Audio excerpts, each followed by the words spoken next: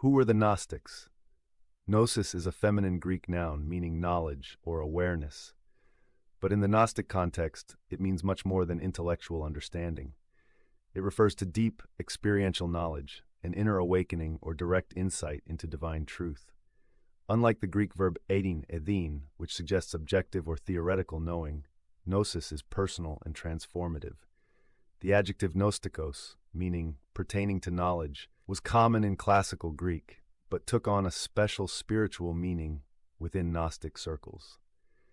To understand the worldview of the Gnostics, we first need to look at the philosophical and religious background from which they emerged. In many Gnostic systems, the supreme God is called the monad, the one, the ultimate source of all existence and the origin of the pleroma, the realm of divine light and fullness. From the monad emanate various divine beings called aeons, eternal manifestations of God's attributes. According to Hippolytus, this cosmology was influenced by Pythagorean thought, which described the monad as the first principle, followed by the dyad, numbers, and ultimately geometric and material forms. The pleroma, Greek for fullness, represents the totality of divine power and being.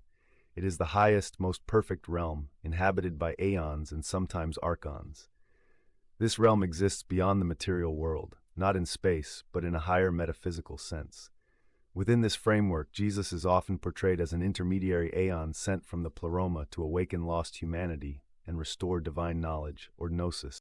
Many Gnostic texts start their emanation sequence with barbello, a hermaphroditic aeon, followed by pairs of aeons called syzygies, usually male-female dyads.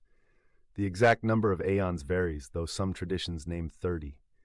Together, these aeons make up the structure of the pleroma, whose lowest boundaries border the realm of matter and darkness, our physical world, reflecting the distance between divine origin and material exile. Two of the most frequently paired aeons in Gnostic cosmology are Christ and Sophia. In the Valentinian exposition, Sophia refers to Christ as her consort. Sophia, Greek for wisdom, represents the final emanation from the divine source and is often identified with the anima mundi, the world soul. In some traditions, especially Ptolemy's version of the Valentinian myth, she is also called Achamoth. A Jewish Gnostic tradition centered on Sophia was active as early as 90 AD. In most Gnostic systems, Sophia gives rise to the demiurge, the flawed creator of the material world. The demiurge is responsible for shaping the physical universe and creating human bodies.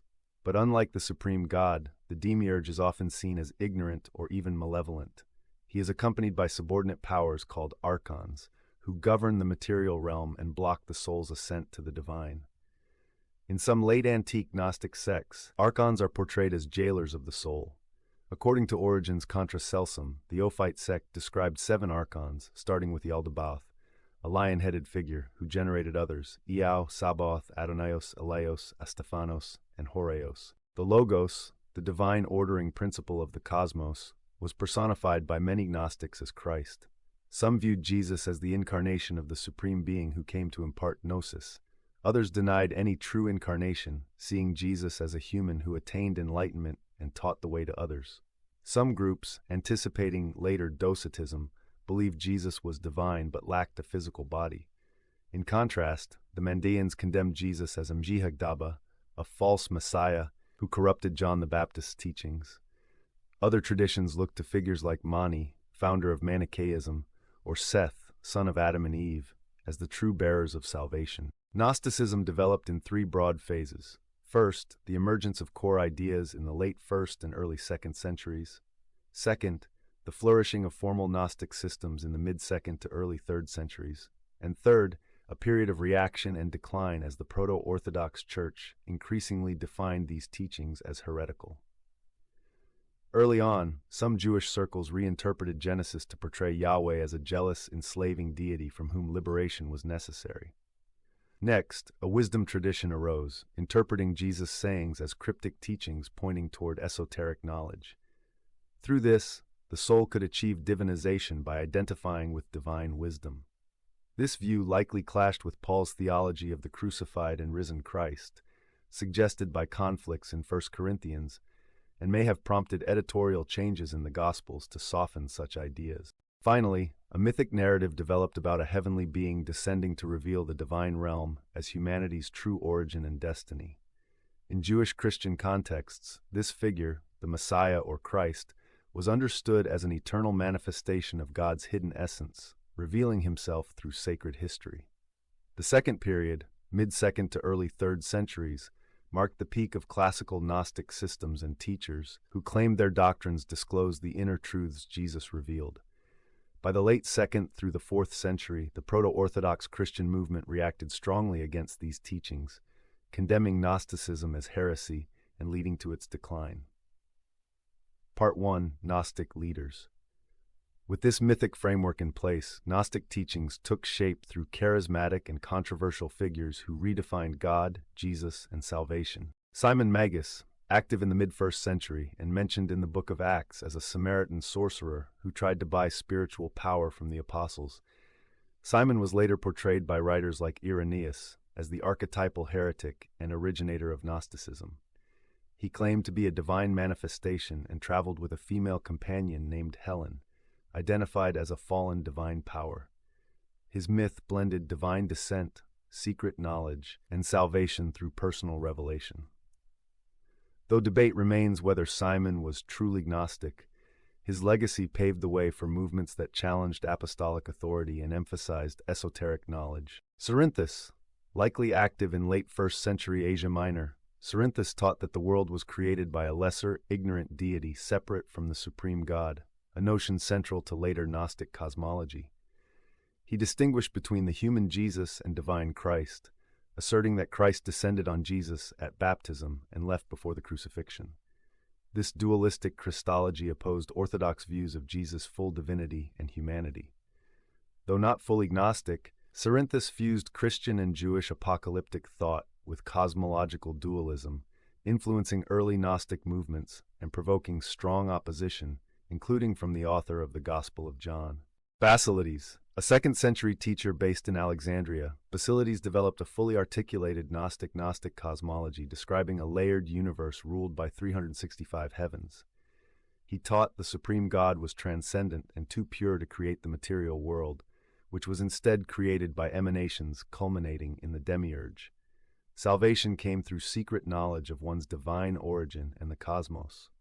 Basilides integrated Christian themes with Platonic and Hellenistic philosophy, formalizing Gnosticism as a sophisticated alternative to emerging Orthodox theology. Valentinus, arguably the most influential Gnostic Christian, Valentinus nearly became Bishop of Rome before being labeled heretical. He built a rich mythological system involving a pleroma, divine emanations called eons, and the fall of the divine feminine Sophia. This fall led to the creation of the material world by an ignorant demiurge.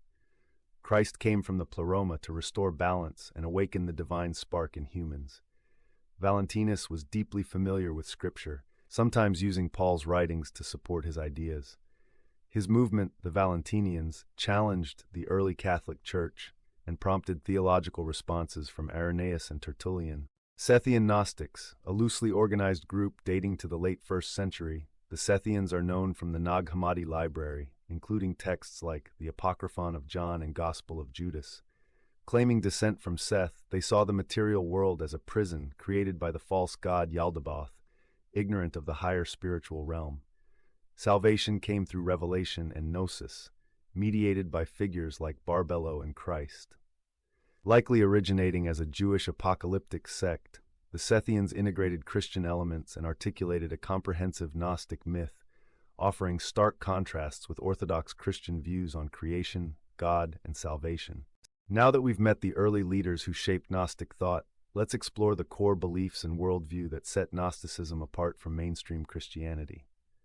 Part 2. The Gnostic Belief. At the heart of Gnosticism lies the conviction that salvation comes through gnosis, a special inner knowledge that awakens the divine spark within each person. This isn't mere intellectual understanding, but a profound, experiential revelation of one's true divine origin and destiny beyond the material world. Unlike mainstream Christianity, which generally affirms the goodness of creation and teaches salvation through faith in Jesus Christ's death and resurrection, Gnostics viewed the material world as deeply flawed or even inherently evil. They believed the universe was created by a lesser divine being, the demiurge, who was ignorant or malevolent.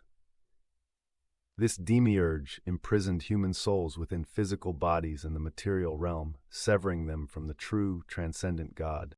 This cosmology establishes a radical dualism, an ineffable, transcendent God of light and spirit, opposed to a dark, chaotic material world ruled by the demiurge and his archons, spiritual jailers who enforce ignorance and prevent souls from returning to the divine source. Within this worldview, human beings carry a divine spark from the pleroma, the fullness of the divine realm. Salvation is about awakening this inner spark through secret knowledge, gnosis, that frees the soul from its physical prison and enables its return to the divine origin. A key divergence from proto-Orthodox Christianity is Gnosticism's stance on church authority and clergy. While Orthodox Christianity emphasized bishops, priests, and sacraments as essential mediators for salvation and connection to God, Gnostics rejected this hierarchy as unnecessary or even deceptive. As scholar Elaine Pagels highlights in the Gnostic Gospels, Gnostics believed anyone could establish a direct, personal relationship with Jesus and God without priests or institutional mediation.